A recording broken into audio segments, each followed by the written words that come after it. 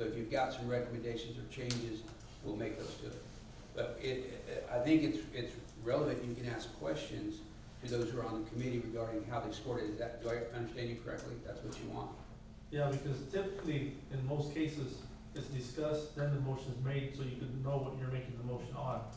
Well, Robert's Rule of Order says typically you make the motion the second first, and then you discuss it. Do we I not mean, have the packet is, it indicates who was on the committee and how they came to that conclusion, looking at the score sheet.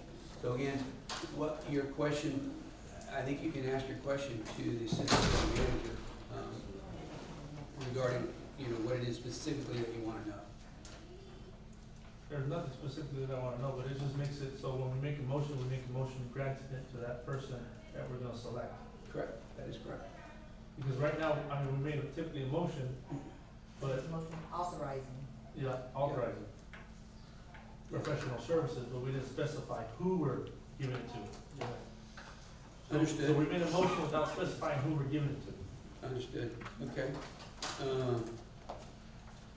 Okay, with that being said, I understand, Councilman, what you're saying. So, with that being said, then, and we'll word this correctly on item 7D.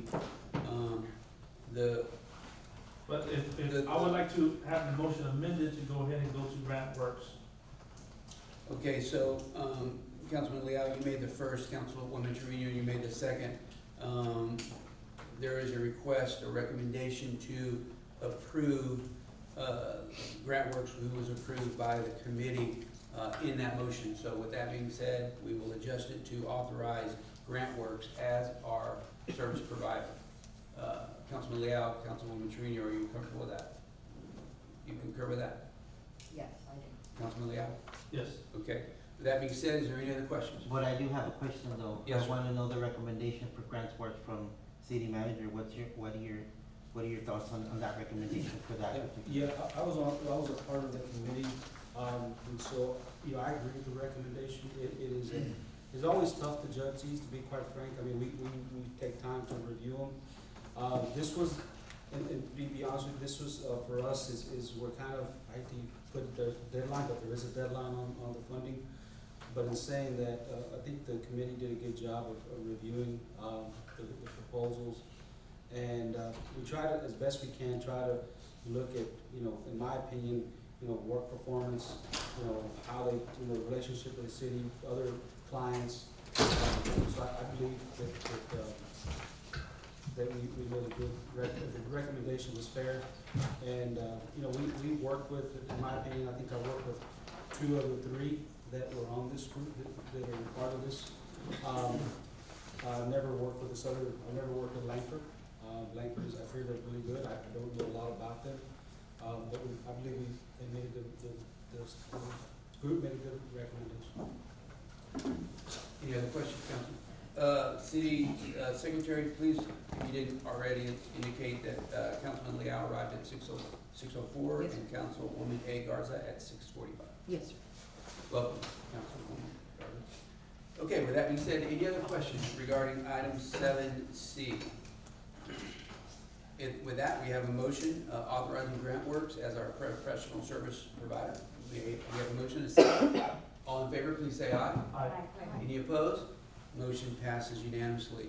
Likewise, the same, exact same grant, item 7D, discuss and consider a resolution authorizing and requesting for qualifications, RQF, selection of engineering and architectural services for Texas CDBG-MIT Regional Mitigations Methods and Distribution Development Program.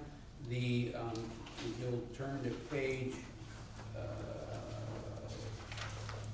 I think it's page 16, 17, you'll see that the recommendation is Young over the other 2. So that making that a part of a motion, I'm going to ask for a motion in a second on item 7D. Motion. There's a motion by Councilman Leal, there's a second by Councilwoman R. Garza. City Manager or Assistant City Manager, The same thing, we are, you have before you the evaluation of the proposals, and we are recommending based underscoring Young Professional Resources, as the engineering architectural firm to prepare all the engineering requirements to submit our project to the General Land Office for the mid-mod monies. I have a question. Okay, yes, sir, question? I see a widespread here. Is there a reason for the widespread? Have we worked with the other two, or? The engineering firm, I'll answer this. YPR, I think we had selected them, they're, of course, they're our on-call engineer. They actually did your drainage study. They did the drainage study, so Right. they're more than probably, well, they're the most knowledgeable. So I think that's why you see the spread in the sense of scoring, because they know the projects, they know again, all the drainage projects, and this is a drainage, as far as the grant, it's a drainage grant, so that's the reason you see the selection. I think I worked with Mr. Garcia, I don't think I've ever worked, I'm trying to think of the other. I've never worked with a group out of Valley, so I think they're the same, I worked with two of the three. Actually, Mr. Garcia is currently working on, the wastewater treatment plant, the CDBG grant, so I think they received that work, 2 years ago, and I think they're working on a bar stream for the wastewater plant. Okay. Just asking. All right, with that, in item 7D, call for a motion. All in favor, please say aye. Aye. Any opposed? Motion passes unanimously. Council, item 7E and 7F are regarding the same property, two separate. One is to continue to operate, the other is for a variance. So we'll go individually each one. It's item 7E, discuss and consider the request for Benjamin Nieto on behalf of Tiny Blessings Daycare to continue to operate a licensed child care home located at 1004 North Street, legally described as such and such, being two-family dwelling district. This is an action item. I'm going to call for a motion in a second. Motion. Motion by Councilwoman R. Garza, second. Second by Councilwoman Trevino. Fred, or Crystal? Crystal, this was last week, right? Yes, sir, this was last month. The only hiccup that we had last month was unfortunately we must and consider in the verbiage. He's been operating since 2019 out of his home, or the wife has. He's continuing to operate. It's the same thing with us. Correct. No negative responses. Again, as he said, some of his neighbors actually utilize his services, so. So again, this request is to operate as stated. Any other questions by council? Nope. Hearing none, call for a motion. All in favor, please say aye. Aye. Any opposed? Seeing none, motion passes unanimously. Thank you. Item 7S, action on land use variance special exception application submitted by Mr. Benjamin Nieto, for 1004 North Street, property described as such and such. This is a variance request. It is an action item, so I'm going to ask for a motion in a second. Motion by Councilwoman R. Garza, second by Councilwoman A. Garza. Madam Secretary? Okay. Unfortunately, the Planning and Zoning Commission was unable to meet yesterday. We did originally have a quorum. Something fell through. A third was not able to make it. However, your conditional use ordinance that was amended, I think it was last year, the year before, does allow you all to make the decision without the recommendation from Planning and Zoning. So the purpose of the variance is our code states that the entrance to a driveway cannot be any wider than 35 feet. So if you look on this map here, the little diagram, the site plan that he's provided, he already has an existing driveway about maybe 10 to 11 feet. He's proposing an addition of 34 feet. The purpose of the addition is to allow for off-street parking for the customers to drop off the children, so that way they're not in the street getting wet when it rains or trying to avoid vehicles. So it's to provide off-street parking. Council, do you have any questions for the secretary? No. Being none, we have a motion and a second. All in favor of item 7S, please say aye. Motion, any opposed? There being none, motion passes unanimously. Thank you very much. Thank you. Madam Secretary. Item number 7G, this is regarding the old Black Gold, the south side of town, under contract to sell the school. Consideration and action to adopt ordinance number 2023-1201, closing, vacating, and abandoning a portion of Fairview Avenue and a 20-foot padded alley in the city of Pearsall, declaring a public purpose, directing the city manager and city attorney to take all necessary action on related matters. This is an action item. Motion by Councilman Leal, second by Councilwoman Hernandez. Is this yours? Okay, until the city manager gets here, y'all, you will turn There he to is. page 26. Here we go. This is, the black gold is for sale, and the buyer, I think, under contract is our Pearsall Independent School District. And they're requesting that we close the little access road. I think there's a diagram in the back that you can see a portion of that. Fred? Yes, sorry, I think Bobby's on the call as well, so Bobby and I have been in contact. Bobby and I, speak to their attorney, the attorney that's working this agreement. And so in essence, what they're asking for is the closing of Fairview Avenue and the alley. And I think, again, as the mayor pointed out, you can see that in your packet. And so, at some point, it seems like there's an interested buyer, I think the mayor pointed out, as the school district.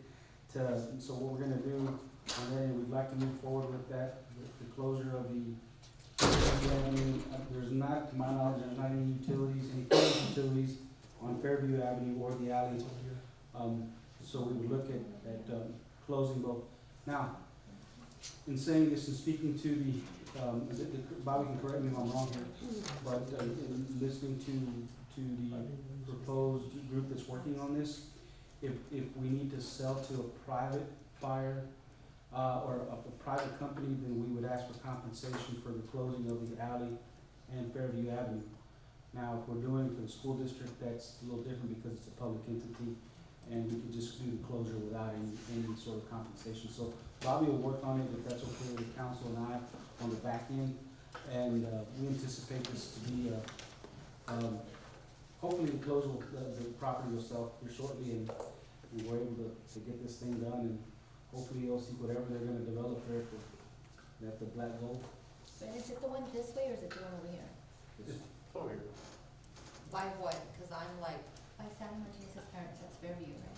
It's by where the food bank is at? Yeah. There you go, that's Fairview. Yeah, that area, and the road is not, to me, it's Fairview Avenue, but it's not, I mean, if you drive through Fairview Avenue, or drive on Fairview Avenue, good luck. It's, yeah. It's right there by Petty Oil. Yeah. Yeah, To the okay. north. That's exactly. Bobby, did I miss anything? Bobby's not on. He's, Oh, Bobby's not on. That's what I thought you had him on your cell phone. Sorry for myself. Yeah, you should be on directly. Sorry, I Council, any other questions regarding this? Again, it's authorizing the city manager and the city attorney to take all necessary action to attend to this matter. Any other questions? There he is. Okay, going for, Bobby's there. welcome, Counselor. Going for a motion on item 7G. We got a motion and a second, going for a vote. All in favor, please say aye. Aye. Any opposed? Being none, motion passes unanimously. Thank you, Council. Going to item 7H, discuss and consider ordinance number 2023-1202, amending and adopting the budget for fiscal year beginning October 1st, 2023. This is an action item. I'm going to call for a motion and a second. Motion by Councilwoman Hernandez, second by Councilwoman A. Garza. City Manager, you have the floor. Mayor and council, good evening. Again, this is I'm saying good evening because this is a big item. It is a lot of money, but we are asking on this end, to do a budget amendment for, the work that needs to happen out at the wastewater treatment plant. Now, that work is, you'll see, and I know this is a budget amendment, but it's part of the discussion. I wanted you guys to be aware of go to my package here, I'm sorry. I believe it's on page 36. 36, yes, 37, 36, yes. You can see the page 36, the breakdown of what we're talking about. So, we have the folks from RAM too, I appreciate you guys being here, to, kind of discuss. If you have questions as to what the work is gonna entail, but it is a significant amount of money for the city. All in all, it's $1.1 million, 1.175. Now, you see a different amount in in the ordinance, or the exhibit, is because we do have a contingency amount to that. We hope we don't need to use a contingency, but it is an amount for the work that they're proposing is $1,175,670.71. Hector's here as well. If y'all have any questions as it relates to this, now's a really good time to ask. Is this the Council, one, floor is is, open. I have a question. Is this the one on the calls we've been receiving? This is not part of that. Hector, she's talking about the backup. The back, We're well, talking about Gilead. well, there's been two backups on Gilliam. One of them was, neither one of them are related to this, but what the underlying factor is that our labs are coming back, bad. So that factor does involve this, whatever problem we're having over there. The backups were electrical, but what caused the electrical to go out was pressure, too much pressure, too much volume, basically. It caused the starters inside the panel to fry, and that's what caused the backup, the actual frying of the panel. The work's been done twice, but the thing is the volume itself, it's a problem. It's our labs, it's the stuff you don't see, the stuff you don't wanna see, trust me. All that's coming back, it's starting to come back bad, and we're at a point of no return at this point. He gave a good example, just to make it simple, a good example of what exactly what the work, you mentioned it to me. Go ahead. Well, it's a large amount of money, but what this consists of is called a retrofit. It's not a complete, you're not getting a complete new, clarifier, because you're not replacing the walls and the concrete that encapsulates. The clarifier's in that round little, what you see, the concrete round little, that's what it's. It's called a clarifier, yes. If y'all want a tour, I'm more than happy to give you a tour. But, that said, we're not replacing the concrete. The concrete came back good still. It's everything inside of it, everything inside, and it's called a retrofit, basically, is what it is. It's just, you're replacing all the guts, the entire, in its entirety. And all that stuff it's 42 years old, so it's gonna have to be remanufactured. So that's another issue that we're gonna have to, that's why it costs so much. A lot of it's embedded into the building there that you have in front of you. But that's basically it. It's a brand new inside the workings of the clarifier that we're paying for. And it's called a retrofit. So in essence, what we'll do with this budget amendment, council, if it's approved, is move forward with the contract. And this is a little backwards, if you will, but the contract should be, hopefully it'll be complete this week and executed sometime next week, and then because it is an emergency repair, we need to move forward with I don't think Hector pointed this out, but there's not very many groups that we know that do this type of work, maybe I'm wrong. But we do need to move on it, and so that's why we have to expedite this as best we can, and we know it's a lot of money.